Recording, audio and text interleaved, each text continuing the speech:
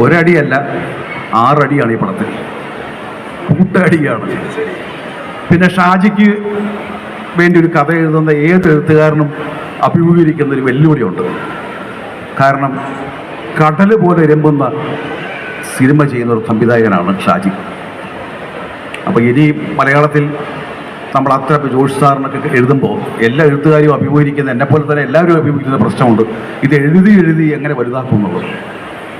അപ്പോൾ ഷാജി എന്നോട് പറഞ്ഞത്, ജോജുവിൻ്റെ ഒരു ഡേറ്റ് ഉണ്ട്, നമുക്കൊരു കഥ വേണം, ഒരു കഥ ചെയ്യണം എന്ന് പറഞ്ഞപ്പോൾ ഷാജി എന്നോട് പറഞ്ഞ ഒരു സിനിമയുണ്ട്, ധ്രുവം പോലെ ഇരിക്കണം. ഞാൻ പറയും, ഈ കാലത്ത് ഇനി ധ്രുവം പോലൊരു സിനിമ എന്നൊക്കെ പറഞ്ഞ് ചിന്തിക്കാൻ പോലും പറ്റില്ല. പക്ഷെ ഞാൻ അതിൻ്റെ ആശയം എടുക്കാം, ആ ആശയം എടുത്തുകൊണ്ട് ഒരു സിനിമ ചെയ്യാം.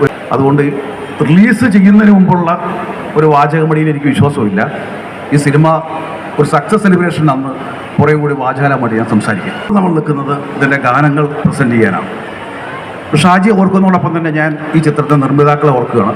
അവരില്ലെങ്കിൽ ഈ സിനിമ യാഥാർത്ഥ്യമാവില്ല. ഒരുപാട് പ്രതികൂല സാഹചര്യങ്ങളോട് വന്നിട്ടുകൊണ്ടാണ് ഈ സിനിമ ചെയ്തെടുത്തത്.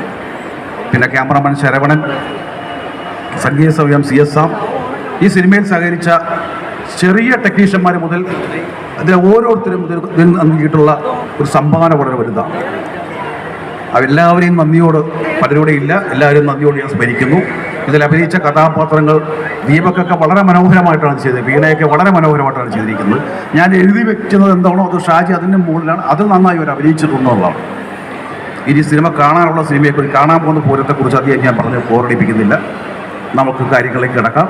ഞാൻ contributions and now ladies and gentlemen, it is almost time for us to welcome him on stage.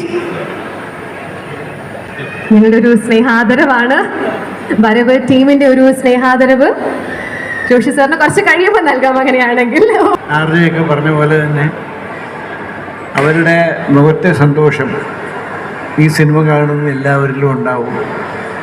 ഞാൻ ഈ സിനിമയുടെ ഷൂട്ടിംഗ് സമയത്തും അല്ലാതെ ഡിസ്കഷൻ നടക്കുമ്പോഴൊക്കെ ഷാജിയും സാജനായിട്ടൊക്കെ സംസാരിച്ചതാണ്.